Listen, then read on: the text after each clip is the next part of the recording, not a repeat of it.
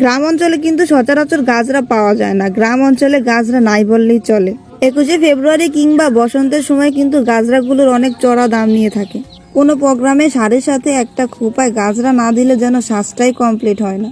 অল্প সময়ে কম খরচের মধ্যে হাতের কাছে থাকা টিস্যু পেপার দিয়ে যদি সুন্দর একটা গাজরা বানানো যায় তাহলে কেমন হয় বলেন তো। তাই তো চলে আসলাম গাজরা বানাতে। টিস্যু পেপার কেটে 3-4টার মতন বাঁশ দিয়ে চার কোনায় কেটে হাতে তালুতে রেখে বাঁশ দিয়ে আইশ্যাডো প্লেট থেকে যে কোনো একটা কালার চুজ করে দিয়ে দিলে কিন্তু গাজরার ফুল রেডি। গাজরা বানানোর জন্য ফুলগুলো রেডি হয়ে গেছে, এখন শুধু সুই সুতা দিয়ে গেঁথে নিব। আপনাদের সুবিধার্থে আমি আবারও একটা ফুল গেঁথে দেখাই।